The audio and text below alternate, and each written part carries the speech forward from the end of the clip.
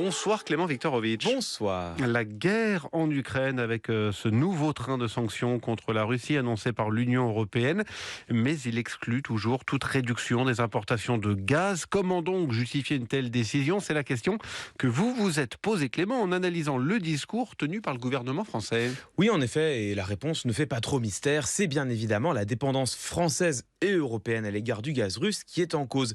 Écoutons par exemple Clément Beaune, le secrétaire d'État aux Affaires européennes, était ce matin au micro de BFM TV. Il reconnaît la nécessité d'importer du gaz encore depuis la Russie et il va même plus loin.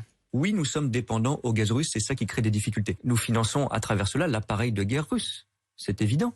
Voilà, le gouvernement français concède donc que l'importation de gaz russe finance de facto l'effort de guerre de Vladimir Poutine. Quelles conséquences en tire l'exécutif? Eh bien, la seule conséquence possible, il va falloir réduire notre dépendance au gaz russe. Les ministres français l'ont dit et répété ce matin dans des discours très volontaristes. Écoutons à nouveau Clément Beaune, mais aussi Barbara Pompili, la ministre de la Transition écologique, qui était ce matin l'invitée de nos confrères de RTL. Moi, je crois que nous allons réduire par des mesures très fortes notre dépendance au gaz russe. Ce qu'on doit faire, et ce que je suis en train de faire, c'est de baisser nos dépendances sur le gaz, sur le pétrole, aux Russes. Il ne faut pas juste décréter qu'on n'a plus besoin du gaz russe, il faut trouver des solutions alternatives et accélérer notre transition écologique. Bon, et ben voilà, nous sommes en train de baisser notre dépendance, nous allons trouver des solutions alternatives. Clément Beaune parle même de mesures très fortes.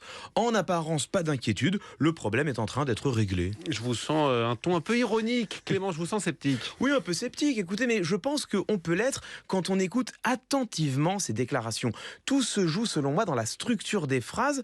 On ne le voit pas forcément passer, mais prêtons attention à ce que disent réellement Clément Beaune et Barbara Pompili. Je crois que nous allons réduire notre dépendance. Ce que l'on doit faire, c'est réduire nos dépenses. Il faut trouver des solutions alternatives. Croire, devoir, falloir, ce ne sont pas n'importe quels mots. En linguistique, on appelle ça des verbes de modalisation, c'est-à-dire qu'ils n'expriment pas une décision, mais seulement une possibilité. Ils ne sont pas utilisés pour dire ce que l'on va faire, mais seulement ce que l'on espère. Ce que vous voulez dire, c'est que le gouvernement n'a en réalité pris aucun engagement. Absolument aucun, en tout cas dans ces déclarations. Les membres du gouvernement se contentent de nous décrire un monde idéal au fond, dans lequel la France ne serait plus dépendante des énergies fossiles russes, sans nous indiquer aucunement comment ils comptent y parvenir. C'est une rhétorique purement incantatoire.